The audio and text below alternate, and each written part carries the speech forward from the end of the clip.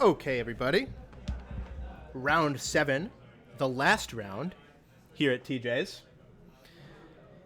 These two gentlemen are fighting for one spot in the top 8. So in case you don't have your calculator on you, I'll do the math. 2 minus 1 is 1, meaning one of these two players will not make top 8. One will, but one won't. And that's what they're playing for. So, Tyler is on your left, and Dan is on your right. Now, if you are a TJ Collectibles fanatic, you will know that Dan Paine won April's Titanium Challenge. He crushed all comers, including Taylor Pratt. In the finals, Taylor's playing Elves, Dan was playing Burn, and it was a super tight match. If you want to watch a good match of Magic, you can go ahead and find that on our channel in the April playlist. He's playing Burn, just like he was in the last tournament. His opponent, Tyler Rogers, I have to confess, I don't know anything about. Now, there are a lot of players here that I know, but a lot of players here that I don't know. And Tyler is one of them. I'm sorry, Tyler. I think I called him Taylor. My bad. Thinking Taylor Pratt. So I don't know what Tyler is playing. And you hear me flipping, frantically searching for his deck list. I'm going to abandon that because he's about to play his card. And we'll find out together, you and I, dear listener, for the first time.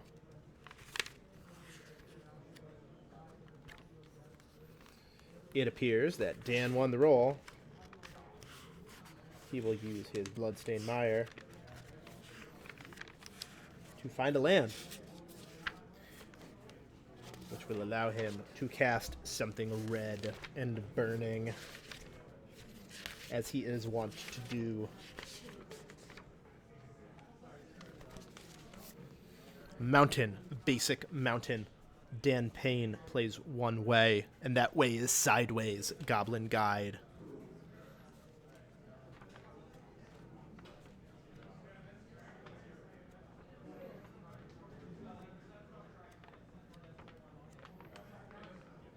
Passes the turn. Let's see what Tyler has.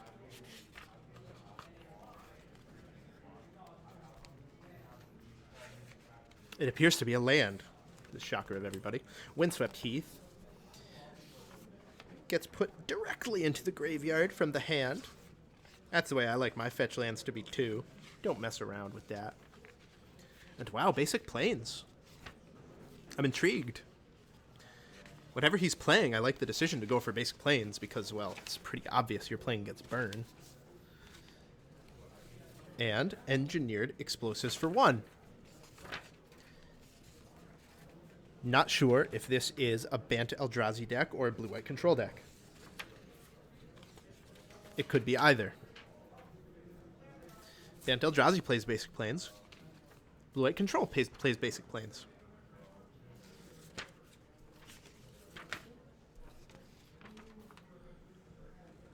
Goblin Guide cracks. Tyler at 15.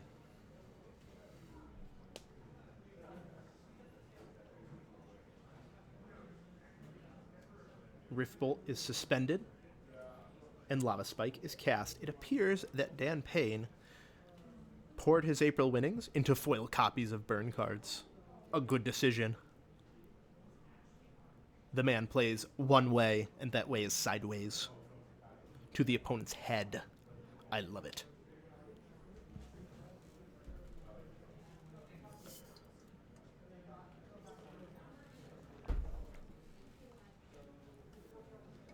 Eldrazi, Temple, go.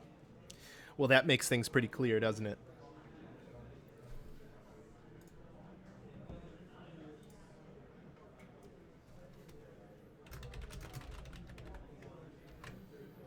Bant Eldrazi, definitely the most represented deck in the room today, followed closely by Grixis Delver. Or rather, Grixis Shadow, excuse me. Goblin Guide cracks in, gets blown up. Gives Tyler a free look at the top of his deck. Does not hit a land, though.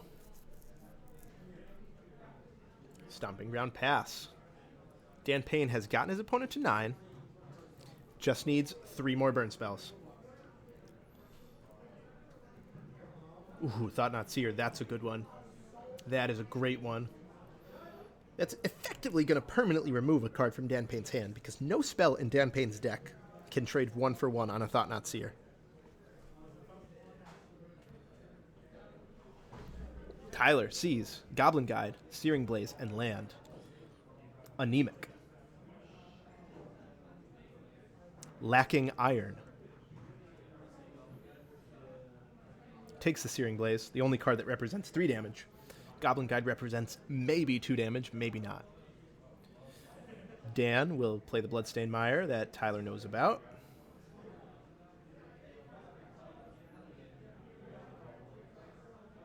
And now he's thinking. He's thinking, wait a minute. Do I want to play this instant now on the main phase? No. No, he doesn't.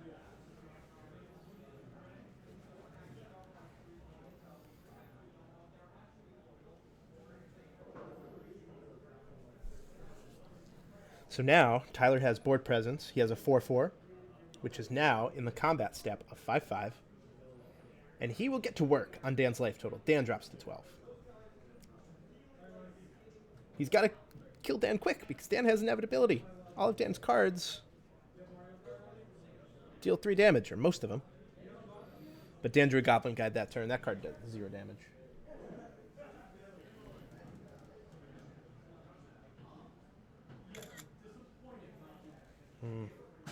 That was my phone. Excuse me.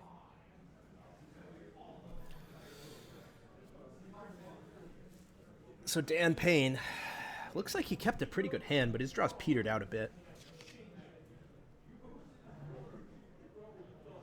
And yeah, there's the scoop. Wow.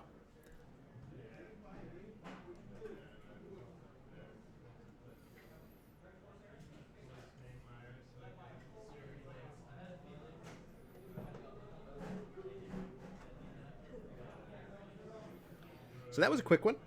Not really how I expected it to go, as Dan Paine won the die roll and started on turn 1 Goblin Guide.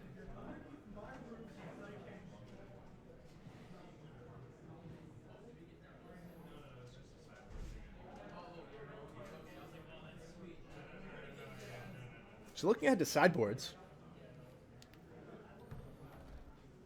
Dan Paine has a few options. He has Path to Exiles. He has Searing Blazes if he wants it. He has Lightning Helix if he wants it. But really, the options that he does have are not amazing. The Destructive Revelries that he wishes were good are not good in this matchup. The core Firewalkers that he's twisted his mana base a little bit to accommodate are not good in this matchup. The Relics of Progenitus, of which he has 3, do absolutely nothing in this matchup.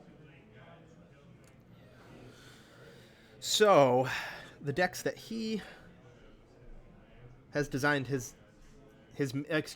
the matches that he's designed his main deck to play against and sideboard to play against, they're not Bant Eldrazi, which is the most popular deck in the room. So, Dan is not in a great spot right here. He'll be on the play for game 2. That's good. But he'll be on the draw looking ahead to game 3, and that's bad.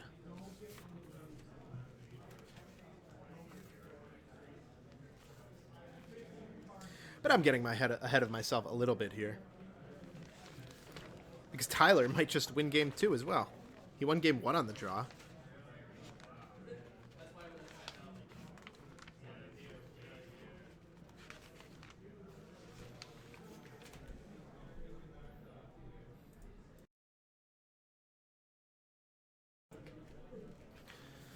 Dan's sideboarding decisions were pretty easy. He didn't have much of a choice. He had only a few cards to bring in, and, well, Usually with the burn deck, it's pretty linear. You take your worst cards out. Tyler, on the other hand, he has 3 Blessed Alliance in his sideboard. Wow, what a madman. 3 Blessed Alliance. That is 12 life and 3 attackers sacrificed. 2 Stubborn Denial in the sideboard. 3 Thrag Tusk.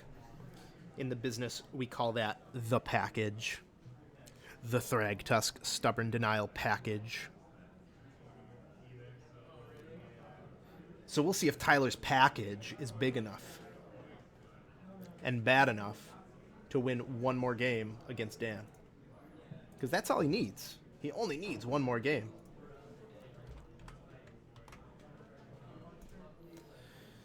Even if Dan loses this game, this match, and this event, he can't be too upset.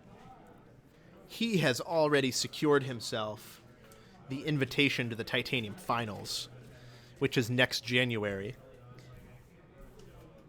It's an invite-only tournament that is awarding at least $5,000 spread among 24 participants. Do the math on that. That's pretty good. Means you get hundreds of dollars just for showing up, effectively. Your EV is great. So if you can qualify, which is not that hard, right? You just have to win one of these tournaments or make the finals of one of our Titanium Plus weekends. Not that hard, right? I mean, that's a 60-person tournament. You pick a good deck, a deck you know how to play. Your matches break right in the Swiss, and you play well in the top 8, and you've won the tournament. You win yourself $600 and an invite to the Titanium Finals. Like Dan has done. Dan's already done that. So he doesn't have to sweat this. And by the way, can we take a look at Dan Paine here? Can we take a look at that shirt? Look at him. Look at that beautiful man in that beautiful shirt. Ha! Ha ha! Ha ha! New England versus Atlanta. That was a great game of football.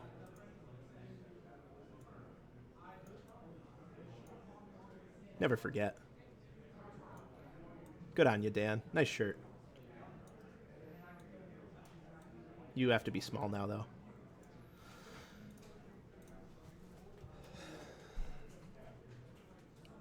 So here we go. Looks like Tyler's already kept his hand, in his mind at least, and Dan Payne's thinking about his.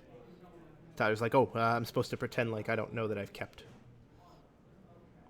Here we go. Off to the races. Turn 1. Foothills. Fetches. Mountain. Mountain turns itself sideways to cast a haste creature. Oh, I lied. I lied. Dan's hand is full of burn. Riftbolt gets suspended. Says, yeah, Tyler, play a Noble Hierarch. I dare you. I dare you. See what happens to it. See what happens to that Noble Hierarch. Nope. Psst, burned.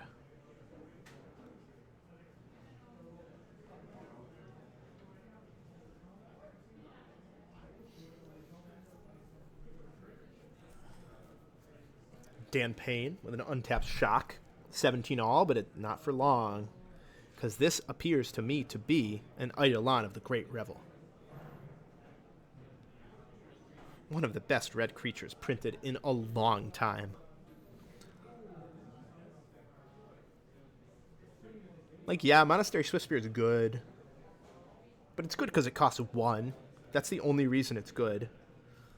It's just stats, right? It's like it's like a 1.5, 2.5. It's not a 1-2. It's not a 2-3. It's like, it does that damage and a half on average. That's fine. It has haste. That's good. Eidolon of the Great Revel changes the way the game is played, fundamentally. It says no, Storm opponent. You cannot combo out.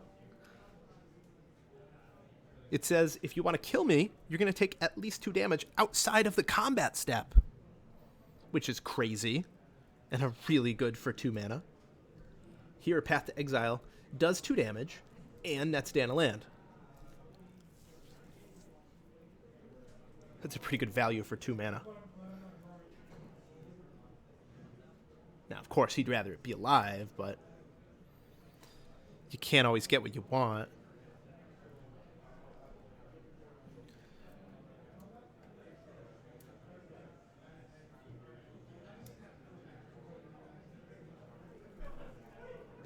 So here we go. Tyler's turn 2. Let's see if he has a play. And he doesn't. He just has to say go. Dan gets to untap with 3 mana available. None of it white. But you know what? I think he's fine with this. He's gotten his opponent to 14. He still has a full grip of cards. No Eldrazi Temple to be seen. Goblin Guide nets Tyler a Yav Coast, but cracks for 2. And that's what's important.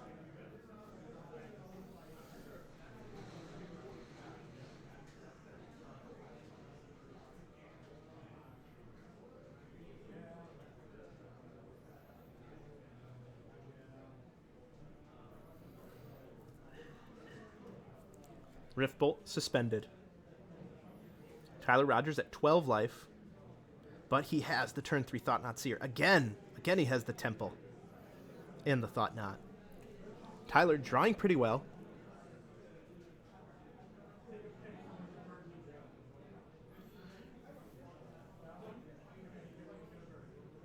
Dan Paine, game 1, drew pretty poorly.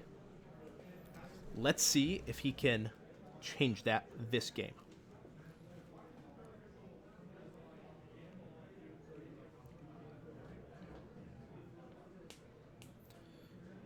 Thought-Knot Seer, I imagine, just has to take a non-Boros Charm card here because, well, Dan can't cast it. Ooh. I'm wrong again. I've lived for this. Dan untaps Riftbolt. Targets. Who does it target? Tyler Rogers is at 12, not 14. It must be noted.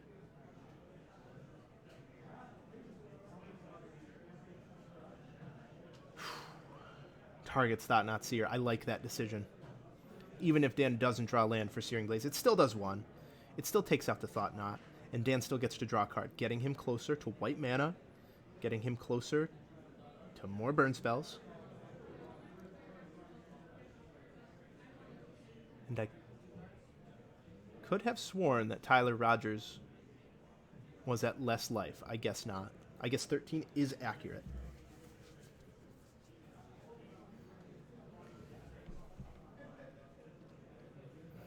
Tyler will cast Ancient Stirrings, the best tutor in Modern, because it gets him the card he wants anyway. Now, any land enables this Thought-Knot to be cast.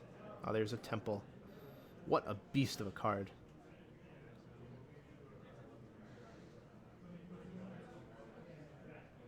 Take the Skullcrack. End of turn. Dan will fetch. At this point in time, he only has 14 lands left in his deck. And a lot of spells that do 3 damage. Path to Exiles that can target Thought-Knot Seer.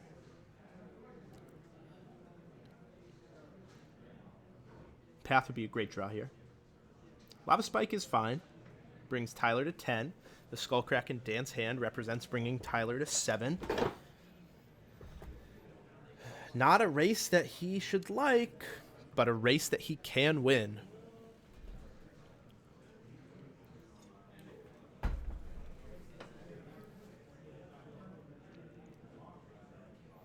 Tyler, cooking with gas now.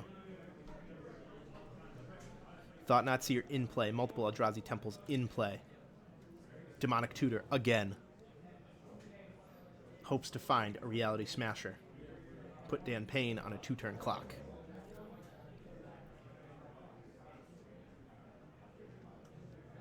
Oh, Thought-Knot Seer. Man.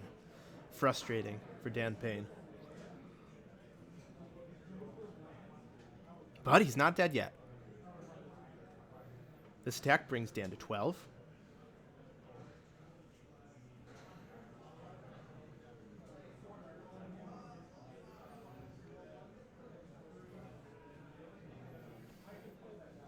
And wow, the fact that Tyler isn't slamming this Thought-Knot means that he might even have a Blessed Alliance.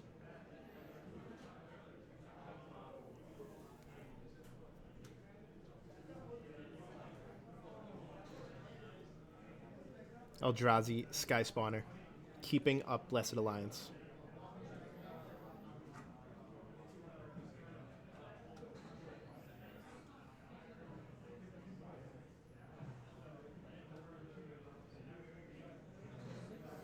Dan says, okay, Skullcrack in response.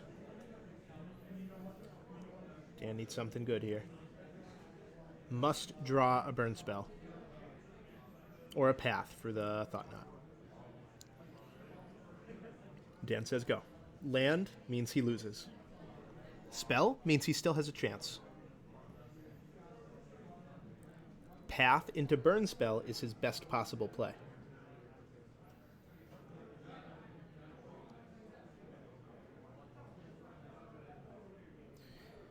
Tyler casts EE for 1. A handshake, wow. Dan Paine. Burn deck failed him. For the first time in a TJ's Titanium event. He won the last tournament. He went 4-1-1 here. He could not get the last match to make top 8.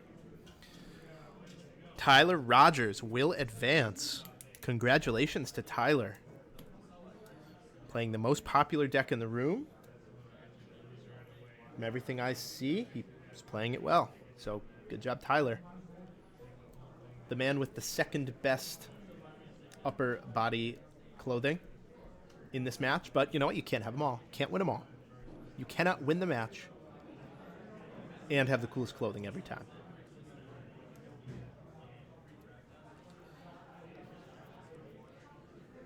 Tyler, very excited to show off his sideboard options here. Like, look at all I had for you. Let me rub this in your face. Look at all I had for you. Wow, look at it. Look at it. Dan laughs. He's like, kid, I'm already qualified. He's happy. He can afford to be. Tyler will try to join Dan Paine in the list of qualified players. We'll see if he can do it.